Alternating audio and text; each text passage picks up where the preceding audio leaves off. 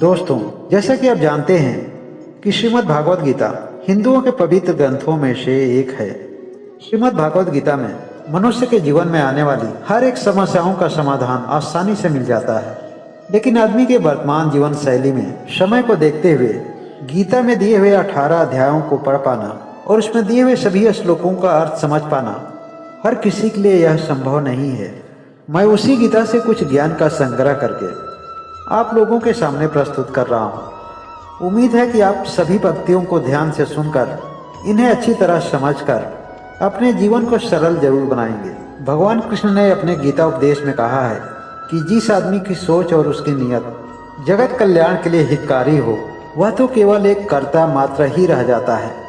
करने वाला तो सब कुछ मैं ही होता हूँ। मैं किस रूप में किस आदमी की मदद करता हूँ, यह जान पाना सबके लिए संभव नहीं है। जिस आदमी का अपने जीवन में कभी विपरीत परिस्थितियों का सामना नहीं हुआ, उसे अपने ताकत का कभी एहसास नहीं हो सकता है। इसीलिए नियति और सोच के आधार पर हर मनुष्य को अपने जीवन में अनेक चुनौतियों का सामना करना पड़ता है। चुनौतियां तो उसके जीवन में एक परीक्षा के समान होती हैं। उन चुनौतियों के पश्चात ही तो आदमी सफल होता है। सफल होने के पश्चात जब आदमी कोई बड़ी उपलब्धि हासिल करता है तो वहाँ पर अहंकार की उपस्थिति तो स्वाभाविक ही हो जाती है।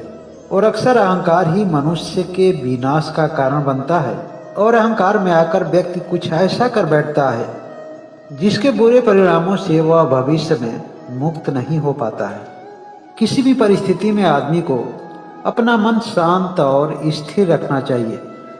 जो अपने मन को नियंत्रित नहीं करता है, मन उसे नियंत्रित कर लेता है और फिर आदमी वही करता है जो उसका मन कहता है। मन के अधीन रहने वाले लोगों को जीवन में सुख कम और दुख ज़्यादा मिलते हैं। भगवान कृष्ण कहते हैं कि तुम मुझे देख नहीं सकते, मुझे छू नहीं सकते, लेकिन श्रद्धा और भक्ति भाव से तुम अपने अंदर महसूस जरूर कर सकते हो। मैं तुमसे दूर कहाँ हूँ, मैं तो हमेशा तुम्हारे साथ ही रहता हूँ। मैं तुम्हारे ही अंदर विद्यमान हूँ। जरूरत है तो तुम्हें केवल मुझे पहचानने की। भगवान कृष्ण कहते हैं कि मनुष्य को कभी भी अपने विवेक, अपने परिश्रम और अपने बुद्धि पर संदेह नहीं करना चाहिए। हमेशा सत्य और धर्म के रास्ते पर ही चलना चाहिए। जो मनुष्य अपने आप पर संदेह करता है, अधिक संभावना तो यही है कि असत्य के रास्ते पर होता है, असत्य के साथ होता है।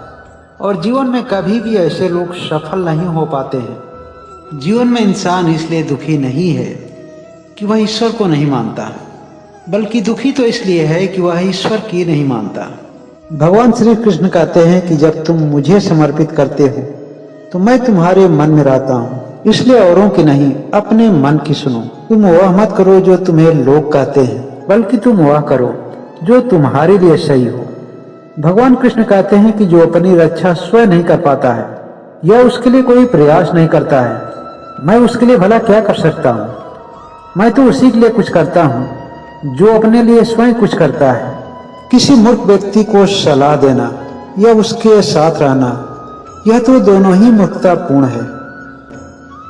जीवन में हमेशा एक दूसरे को समझने का प्रयास करो, उसे परखने का नहीं। जो मनुष्य समय की कद्र नहीं करता, समय भी उस मनुष्य की कद्र नहीं करता। और ऐसे लोग जीवन में कभी भी सुख, शांति और सफलता को नहीं प्राप्त कर सकते हैं। किसी भी इंसान को अपनी तुलना किसी और से नहीं करना चाहिए, क्योंकि सबकी अलग अलग भूमिका और सबकी अलग अलग कीमत होती है। क्योंकि सूरज के बिना दिन संभव नहीं है, वही रात की खूबसूरती चांद के बिना संभव नहीं है।